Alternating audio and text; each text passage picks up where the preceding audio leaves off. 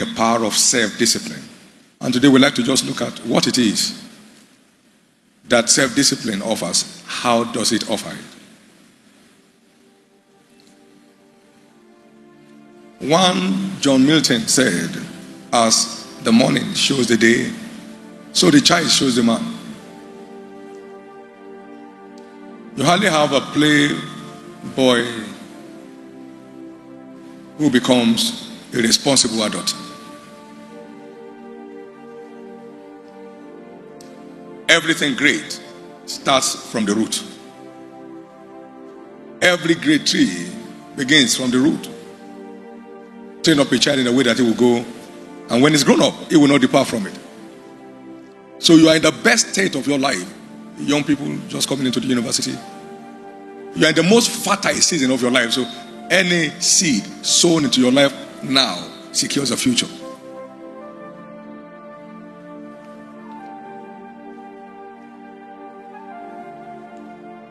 This is the most fertile time of your life. Dr. Nnamdi Azikiwe once said, "Give me my youth back and I will pay any price for it." With all his achievement, he wished he knew better in his early days.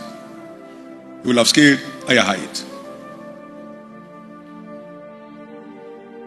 He's the most revered father of the nation today, no matter on what platform you're measuring that.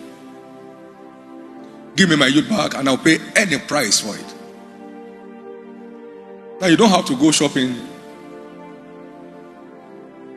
for a great tomorrow.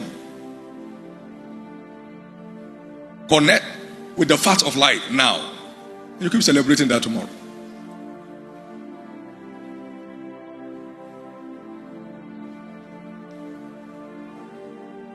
From Ecclesiastes chapter 10 and verse 5 to 18, which is the text for the month, we saw a very sorry case here where servants were riding on horses and princes were walking on foot as servants.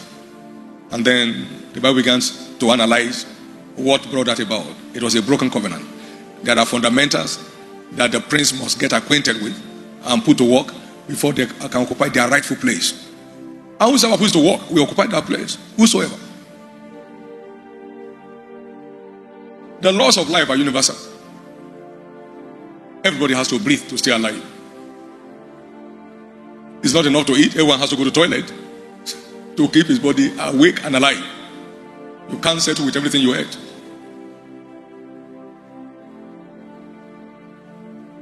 So, what were the covenants broken by these princes? One, lack of direction. You can never be a success without having a direction for your life. You can't wake up in the morning and say, "Oh, you can say anywhere." You don't get anywhere that way. Only those going somewhere ever get there. So you must have direction for your life. You can't go to a motor park and say, "Where are you going?" Say anywhere. You believe that something is wrong upstairs. You must know where you're going, or you're going nowhere. It's a wisdom. It's profitable to direct. They had no direction, so there's no way they can be free from frustration. Then he went on in verse 16 and said, "Woe unto you, land, when thy king is a child, and thy princes eat in the morning. But blessed art thou, land, where thy king is a son of the nobles, and thy princes eat for strength and not for drunkenness." That talks about discipline, self-discipline. No one ever fulfills destiny without this virtue. A life void of order can never make progress.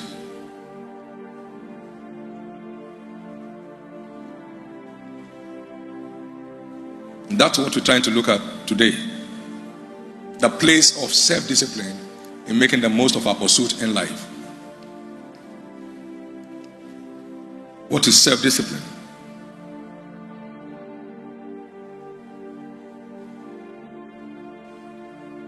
It can be defined as possessing a sense of mission in the pursuit of life.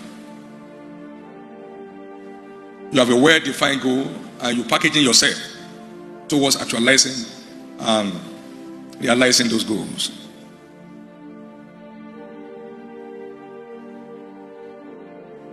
You bring yourself under compulsion to realize your goal. You are not just celebrating the goal. You understand the price and you are out to pay the price. Most people know what they want. Some people know what it takes, but they are not ready to give it what it takes. Paul said, woe is me if I preach not the gospel. The necessity is laid upon me. Self-discipline is about bringing yourself under necessity to realize your desired goals. 1 Corinthians 9:16. What is self-discipline? It's operating as commanded, not as convenient, in your quest to achieve your goals.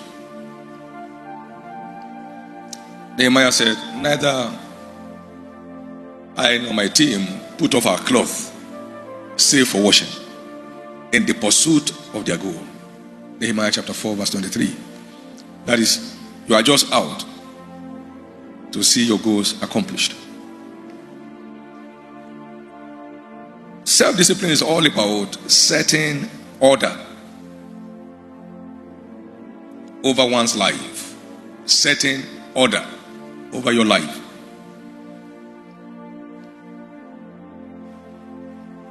Being where you should be, when you should be there. Doing what you should be doing without requiring any supervision.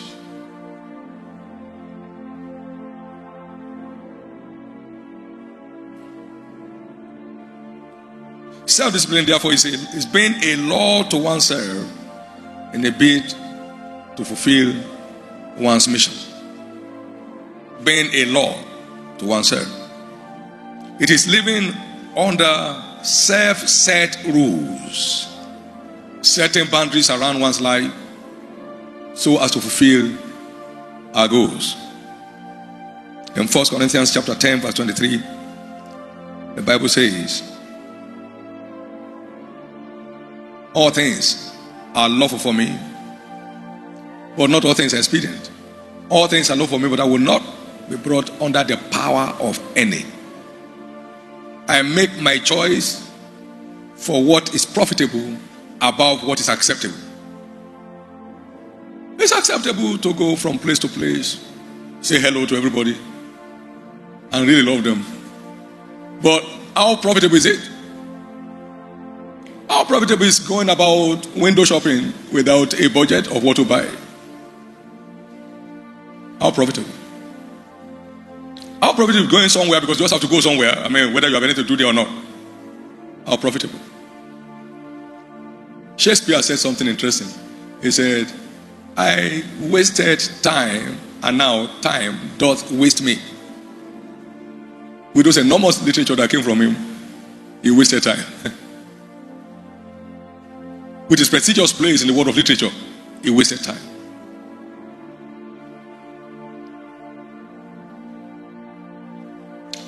Self-discipline is a deliberate choice for what is profitable above what is acceptable.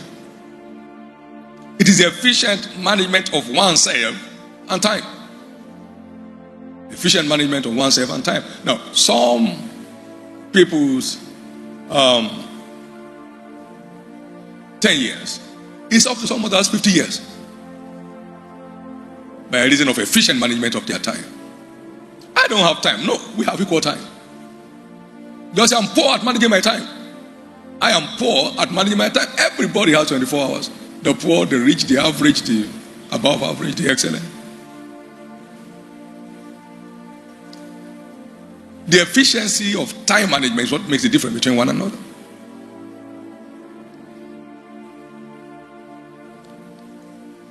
One of my early mentors in life, very respectable man, was a grade 3 teacher. He worked his way to earn a first degree, a second degree, a third degree, and became a celebrated personality at NIPS. Having also served as secretary to state government. Others die at that level. But no, he invested his time while others squandered it. I used to know a primary school teacher, and suddenly we heard that he was going to the law school. How did he get there? He was in London University correspondence course and passed his law degree without knowing the airport and headed on for the Nigerian law school. He left the others behind. They are still playing ayo under the tree and grubbing corn. This one is hard. Bring me another one. And somebody else has left them behind. Has schooled abroad without leaving his village. Has earned the prestigious law degree from London University. Now was on his way to the law school.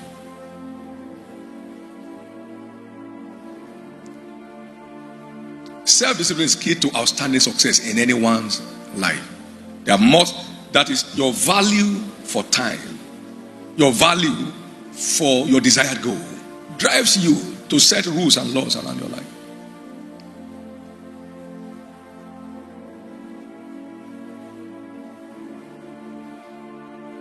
There is this interesting joke. We were in London one time. My friend and my wife were going. They said we're going for shopping. I said, I'm not going. They said, no, just a moment, we'll be there. So we got there. I said, can I excuse myself? You go for shopping. I have things doing here. I'll stay in the car. I have the key. I lock myself inside. The car is running. The AC is working. When they came back, they had to knock. I wasn't sleeping. They had to knock for me to open for them. I've drawn so much value from that time. I'm going about. I don't have to buy anything anywhere. There's nothing I'm wearing that they don't say in Nigeria. But I buy somewhere else, I'm distorting the market system. Some people have gone to buy and they're to sell. And if everybody has to buy from somewhere else, then who will buy what they sell? I've entered a shopping mall in Lagos only once in my life. And that was 1990.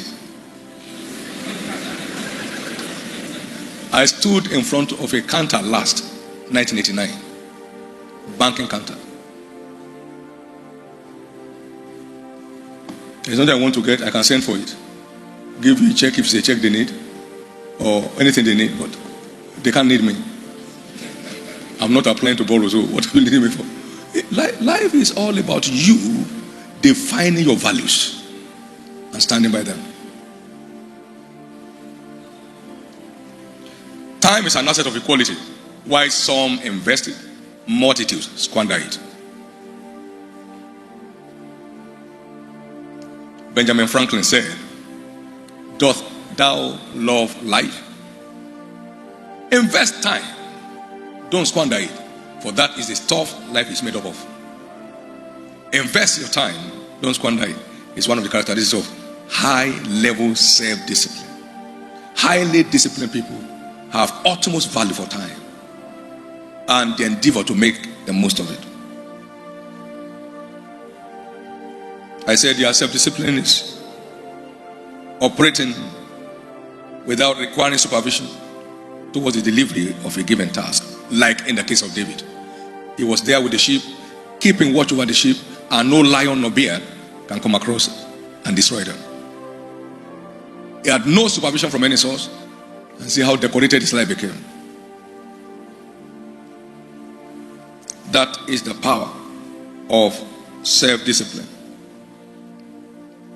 Examples here that will apply to us as young people, youth growing up, include examples of fellows like Joseph. He was 17 years when he began to face the ordeals of life.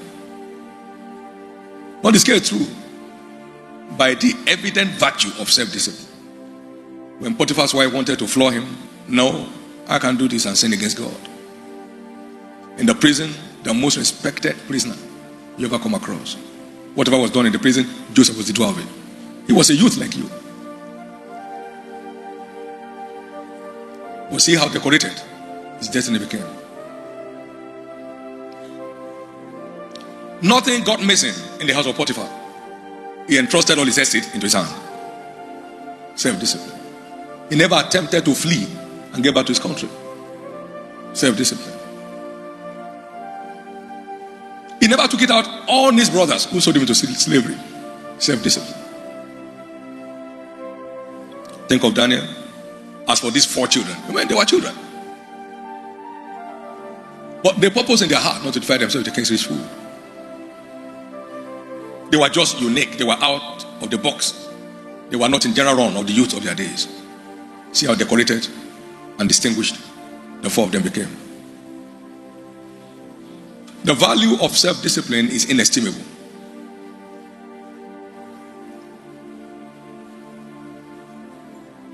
Think of Nehemiah. Highly disciplined individual. You can read the story. And Paul the apostle.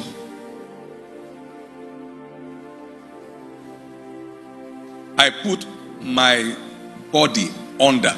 I bring it into subjection so I can achieve my goals. Self-discipline. 1 Corinthians 9, 24 to 26. This is why everyone is absolutely responsible for the outcome of his life. Everyone. Young people, success is not transferable. You can't inherit it. Every successful man has to earn it. The success you don't earn, you cannot sustain. Waiting for the inheritance of your father is selling out your destiny for a morsel of meat.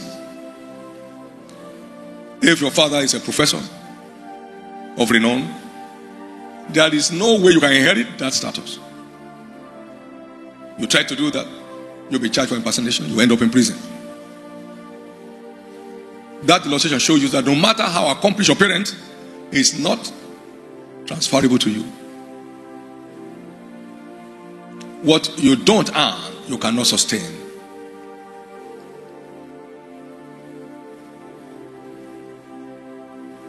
A good friend of mine, Professor Julius Okogie, said something. He said, you can't prepare the future for your children, but you can prepare your children for the future. You can't. Many great names with great fortune have left here, leaving a fortune for their children. They squander it before their body is decomposed. They squander it before their body decomposed in the grave. Finish. Begging on the street. Because you can't keep what you don't earn. Wealth gotten by vanity shall diminish, or it that gathered by labor shall increase. Proverbs 13 verse 11. It is only what you earn that secures your future, not what somebody transferred to you.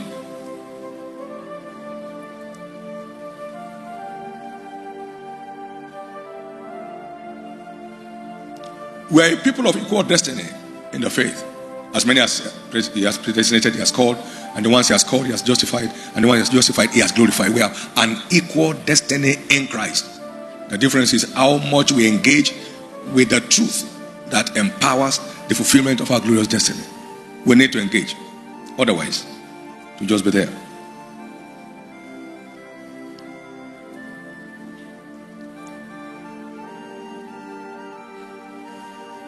This is so important, and we must have to engage with this fact.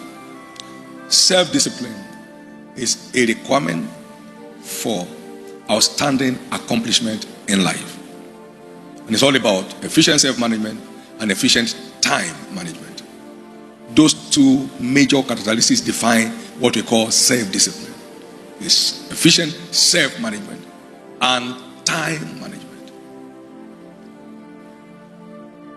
The story was told of two high school boys that grew up in the same environment, went to school in the same place, and now after high school, each one went his way. One was working from one fast food store to one restaurant, another store. And after 19 years, he was still worth $7.50 an hour.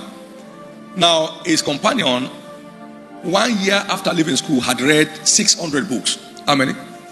It's still, I don't care whether it's a pamphlet or what. He's read 600 books, has developed capacity. By the time they met, the storyteller said they were continents apart. This other young man who has developed capacity through a voracious reading culture made possible by self-discipline was worth $200,000 an hour, while the other one was worth $7.50, jobbing from one restaurant to another in the quest of how to eat free. You know, people work in restaurants, eat free. You have to eat what you cook so you can be sure it's not poisonous. So they eat and they eat a lot. So if you have a kitchen with 10 people, you are feeding about 15 people because you eat 1.5 the regular food. Amen. He was just eating for free all about and selling off his destiny for nothing. He had no budget for food because he eats free. Even when he's not on duty, he goes there to go and see how they are cooking as an experienced cook or steward. While someone else was building capacity behind closed doors. through the dint of self-discipline. We need to get acquainted with this, that you are only classmates in school. After school, there are no classmates. Each one finds his class. Each one finds his class. And self-discipline is what defines the limits of what class we find ourselves.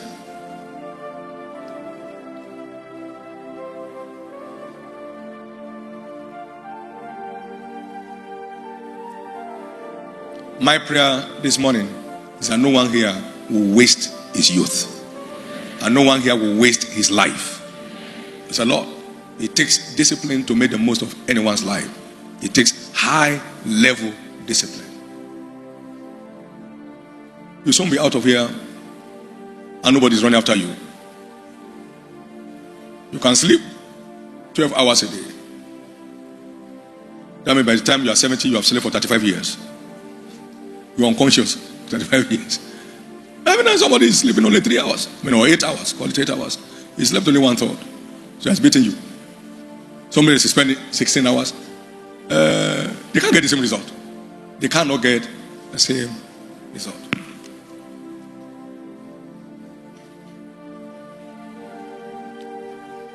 There is this man called Benjamin Franklin that had 2 years formal education, but would rather do without food and spend that money to buy books and developing the future he aspired to see. It's not enough to see the future you desire to see. It's important to be willing to pay the price to realize it. He literally taught himself how to read and write, and what is celebrity, what a destiny. Today there's Benjamin Franklin Day recognized in America. He grew to become a foremost philosopher, a diplomat, an educationist, a researcher. One man. One man.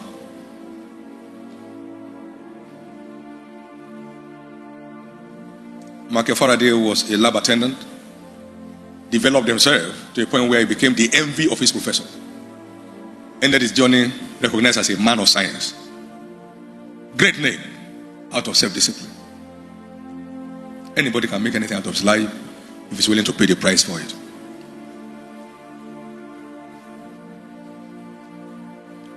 The busier you are, the freer you are from the evil vices of the day. So, it goes beyond just accomplishing your goals. It protects your life from the devourer.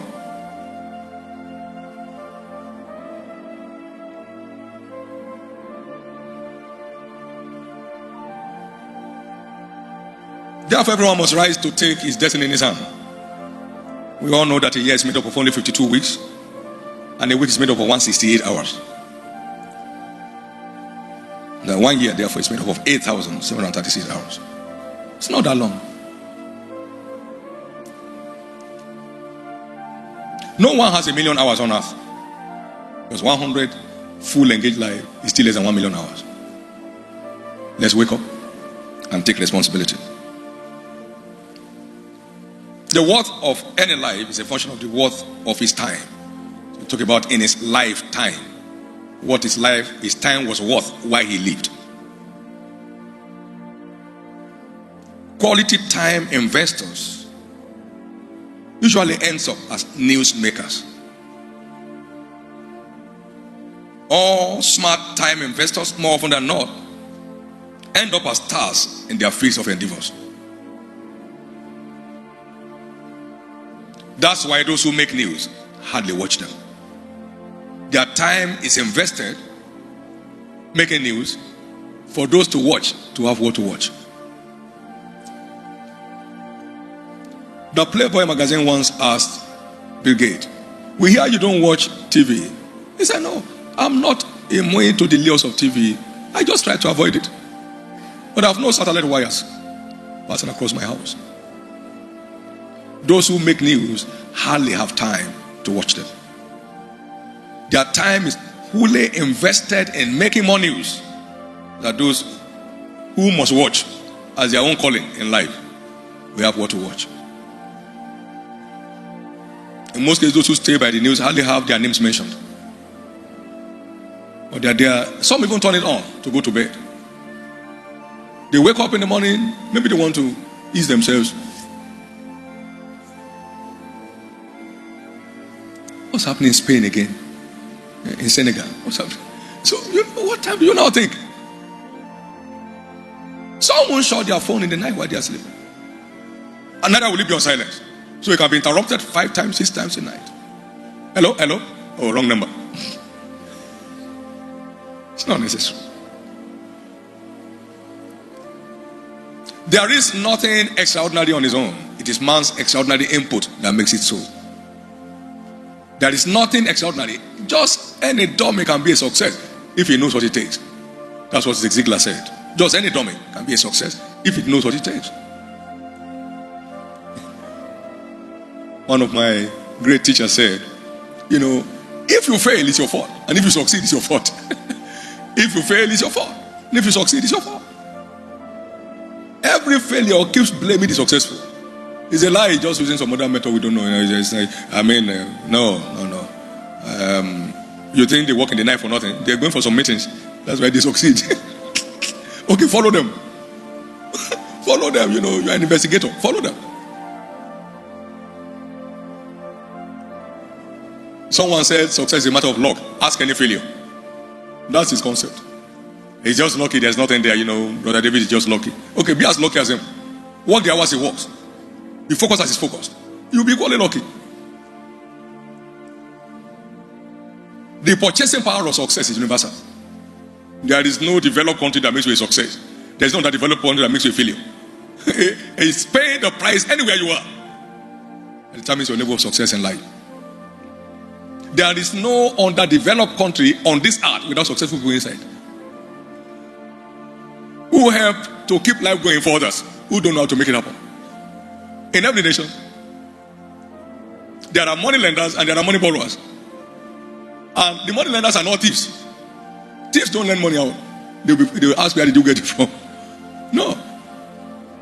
So it's not about where you are, it's about who you are and who am I. There is no country of this earth where self-discipline will not acquire success.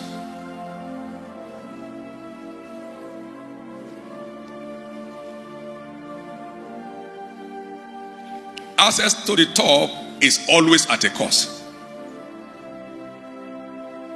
The top is open and free, but everyone has to make his way there. And the sky is so wide that no two balls ever collide. So nobody's success is the reason for anybody's failure. Nobody's success is the reason for anybody's failure. So stop getting angry with successful. Subscribe to the demands and you'll be as successful as whosoever may be.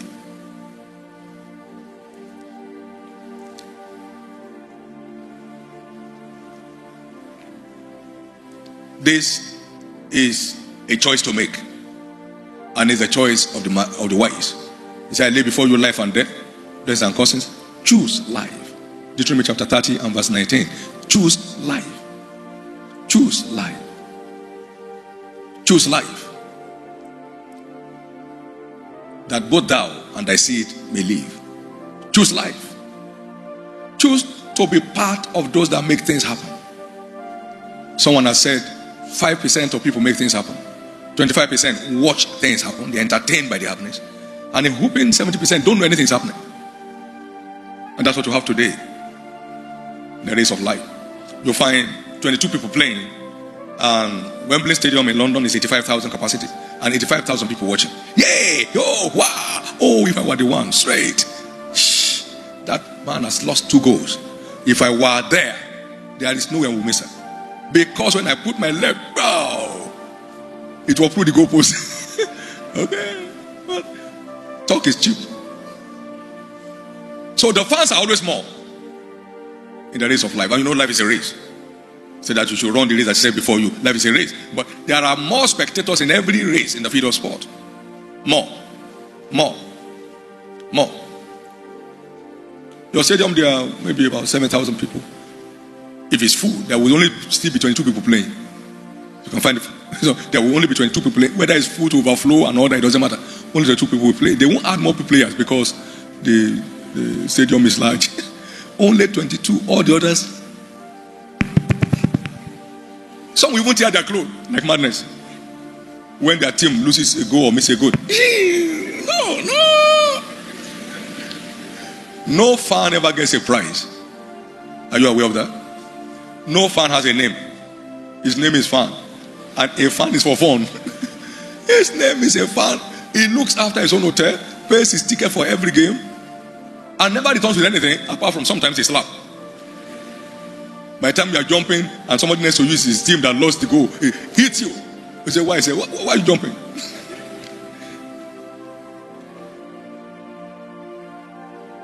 Now decide either to be a player in the race of life or a spectator. Either to be a star player or a fan. The choice is yours. If I may conclude with this, the earlier you make your choice, the better for you. The earlier you make your choice, the better for you. Train up a child in the way that it should go, and when it's grown up, it will not depart from it. Everyone here has potential of a first class student, but you need a first class attention to have a first class.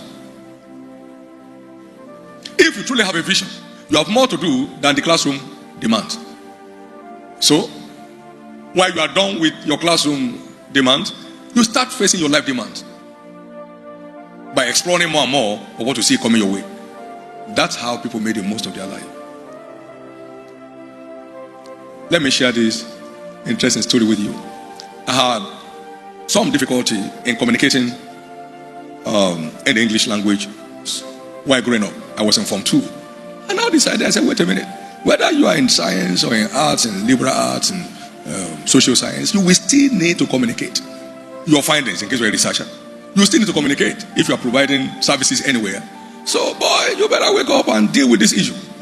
So I gathered a host of African Writer series. And I tell you, I got so motivated because a lot of those writers were people from sciences. So I said to myself, you don't have to be in the art to communicate effectively. I saw there that Cyprian Quincy was a pharmacist. Elisha Amadi read mathematics. And these are all great writers that produce literature for people in core English to study. So I got motivated. One man, one merchant, I've forgotten his name, and all of those stuff. He was in mechanical engineering. What do you call him? T.M. Aluko or something. I got all of them, man. After reading them through, man, I became a wordsmith. I could put words together at any instance by bailing myself out of that predicament. No one has ever written any speech for me in my life or any keynote address. I write, I edit, and it's out. I brought myself out of that situation at a tender age. It's all up to you. Every quality investment today yields dividends for you tomorrow. So, get into it. Get into it. And make the most out of it. The privilege you have here at Covenant University is the opportunity to learn to make the most of your life. If you ask me what is behind your mind when you put the word life matters in the defining philosophy lines of the university, I meant learning to live, learning to lead. Living a calculated life, identifying the constants and noting the diverse variables. What do you mean by this? Life matters all about the mathematics of life. Knowing what you want and identifying what it takes to get there. A process of solving the complex problems in the adventure of life. I mean the calculus of life. Understanding the processes and procedures towards impactful living. And that we achieve from the TMC platform, from the TTG platform, from the chapel services. Because this Bible is all about life. It's not about religion. It's I go to temple and speak to them all the words of this life. It's about life. Everything about life is in this book. That's what you mean. What is life matters about? Learning to solve problems, learning to impact the world around you. Programming and deprogramming the human person for maximum impact. So it's all about repackaging you for meaningful life, for profitable life. That's what we are there for. I call it here engineering and re-engineering man's brain for exploit. I will have more inside you than you ever imagine. And this is how to tap into what things you have inside you. This is your chance to define the limits of your destiny. Because these virtues are the forces that define the limits of one's destiny. May you receive grace today to live a highly disciplined life.